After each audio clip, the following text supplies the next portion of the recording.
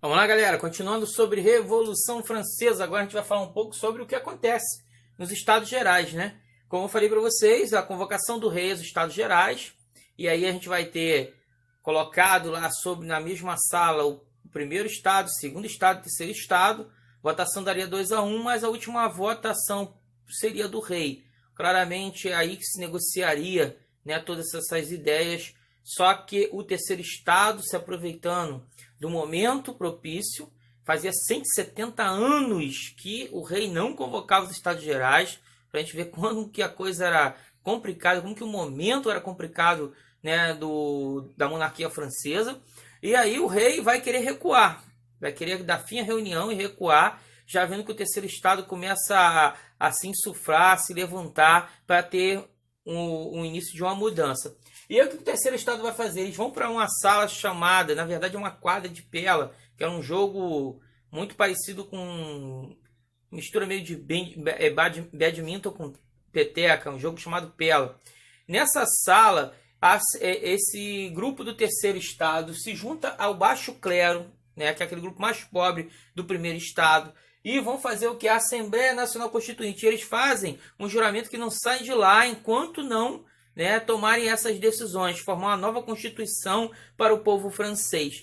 Então, nesse período, enquanto isso está acontecendo dentro dos Estados Gerais, o povo francês, até por causa da fome e da situação que está acontecendo, primeiro a gente tem dia 14 de julho de 1789, uma data que até hoje tem tanta importância para a França, que é o Dia Nacional da França, né, o dia de 14 de julho. É a queda da Bastilha. A Bastilha era uma prisão real, era uma prisão onde ficavam os inimigos do rei, tanto ela que ela ficava no centro, né, de Paris, na França, e lá ficava também o arsenal, né, o arsenal militar do exército francês.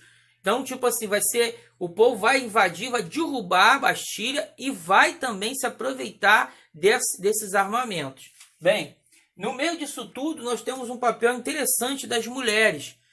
Vai ser a revolta das peixeiras, mulheres que trabalhavam com um trabalho braçal, limpando peixe, né, no porto. Essas mulheres, diante da necessidade de alimento para os seus filhos, o aumento exorbitante do pão, né, e a dificuldade de trazer alimento, elas começam a revolta popular nas ruas, fora a queda da Bastilha, e vão até o palácio do rei, até o palácio de Versalhes, e matam soldados no seu caminho, e trazem os outros grupos de soldados que vão aderir, né, à revolução. E essas mulheres, eles, depois de sequestrarem a família real, eles marcham em sentido a Paris, a capital, tá, com eles como fossem reféns. Então é um movimento popular que começa tudo por causa da situação crítica econômica que a França está vivendo, né, e que não fica mais só nas salas de reuniões. Existe um conflito civil nas ruas, e existe uma questão política se discutindo dentro dos salões.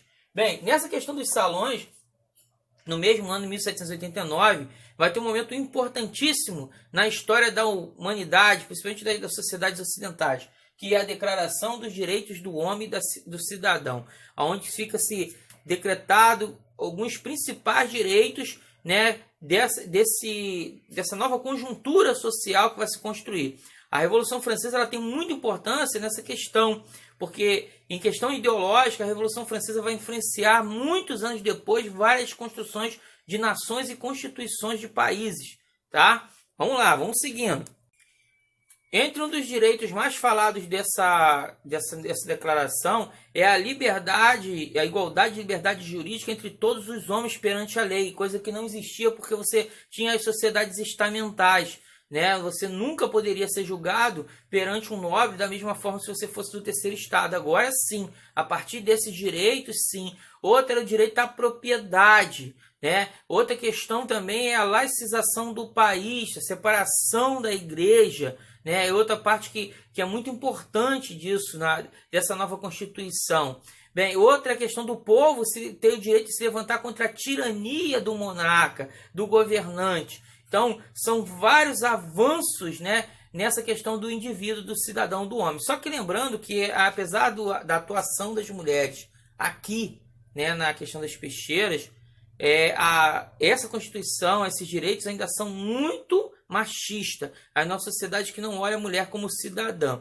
tá? Agora a gente vai para outro capítulo desse momento aí crucial, que agora vai ser a Constituição Francesa, e que vai ter mudanças que vão gerar num segundo capítulo desse momento, que vai ser complicado. Agora, lembrando que esse terror que acontece nas cidades é o que se dá o nome de O Grande Medo. É esse período em que é complicado andar nas ruas francesas, é complicado, né, você conviver diante de várias revoltas acontecendo ao mesmo tempo.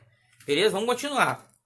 Bem, continuando esses capítulos da Revolução Francesa, né, a gente chega aqui, por exemplo, junho de 1791, né, o rei, o que o rei vai fazer? Ele vai, diante de tudo isso, né, depois de estar debaixo das mãos, ele vai se apresentar em alguns locais com a Assembleia Nacional, parecendo que está favorável às mudanças, né, vai se retrair, mas ao mesmo tempo vai manter, né, ligações com grupos externos, principalmente o Império que tinha a ver com a região de onde vem a esposa dele, da Áustria, junto com o reino da Prússia e outros reinos, para tentar que esses grupos de forma viessem invadir a França e colocar ele de novo no poder, dar o poder de novo à mão dele. Então ele mantém determinadas correspondências com esses grupos e ao mesmo tempo fazendo um jogo de estar, né, participando das mudanças. Só que o que acontece, diante disso tudo, ele vai ter o grupo que apoiaria ele está esvaziado, vários membros do clero vão fugir para outros países, da nobreza também, né? Até porque essa revolução, muitas casas de nobres vão ser atacadas, né? Os servos vão atacar seus nobres, então vai tipo assim, muita gente vai fugir desse medo, desse grande terror. Bem, durante esse período que vai desde o início da Revolução a 1789 até 1791, esse é o clima que paira sobre a França. Né? Entanto, é que em junho de 1791, o rei Luís XVI tenta pegar sua esposa e seus filhos e fugir numa carruagem para sair da França. Só que a fuga dele não dá certo, é descoberta, né? E é entregue à família real agora como traidores. Bem, nessa conjuntura, em setembro de 1791, a nova Constituição Francesa. O grande passo dessa Constituição é a ideia de uma monarquia parlamentar como a da Inglaterra, né, em que o rei se submeta à Constituição e que quebre os privilégios que existiam anteriores dos outros estados. Bem, mas em cima dessa nova Constituição, agora a gente já tem uma conjuntura de um rei que traiu o povo francês, tentando fugir, né, enganando o povo e ser favorável às mudanças, mas que não era. Diante disso, nós vamos ter a construção de uma república. E aí a gente vai ter uma nova assembleia chamada Convenção Nacional. Essa Convenção Nacional, ela agora vai ser extremamente importante para esses próximos capítulos, porque nela existem 3 grupos políticos e um grupo bem pequenininho que depois vai até se aderir ao outro grupo, que tem posicionamentos já bem escancarados diante desse período da Revolução. Primeiro, os girondinos. Esse grupo, né, que a gente tem até esse conceito que a gente aprende hoje de direita e esquerda, de a direita está mais ligada aos conservadores, aos grandes proprietários, né? Vem dos girondinos e os jacobinos que ficavam à esquerda da mesa do parlamento. E aí a esquerda muito mais próxima das classes mais pobres, das camadas populares. É de onde vem esse termo direita e esquerda que a gente usa na política até hoje. Os girondinos eles representam essa direita, né, liberal, dando de grandes propriedades, em que queria na verdade eles queriam no começo uma monarquia parlamentar. Quando acontece toda essa situação do rei, eles ainda querem uma república, mas uma república moderada, né? Um governo moderado.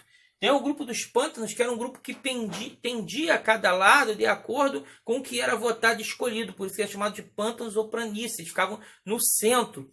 E o grupo mais rigoroso, que queria de fato uma república, né, e que com várias mudanças drásticas, eram os jacobinos. E ainda próximos dos jacobinos tinha os cordeliers, que eram os representantes dentro da convenção dos famosos sans-culottes, que eram os grupos bem ativos revolucionários, mas que eram do populacho. Sans-culottes, eles ganham esse termo porque eles não usavam aquelas calças curtas que a nobreza usava, com aquelas calças curtas que vinham a meia até próximo do joelho. Eles usavam calças longas, por serem pobres, tá? Esse grupo dos jacobinos, eles vão ser o grande ator desse momento, porque eles, junto com os cordeliers, que tem 2 caras extremamente importantes, que é o Marat, né, e o Danton, que são cordeliers, e o jacobino Robespierre, eles vão tomar a frente desta revolução. E aí sim a república vai ser decretada de fato, e em 1792 vai ser julgado o rei Luís XVI, ele e sua esposa, e condenados à guilhotina. Esse é um próximo capítulo que a gente vai estudar na próxima semana, sobre a República Jacobina. Beleza? Até a próxima. Fiquem com Deus.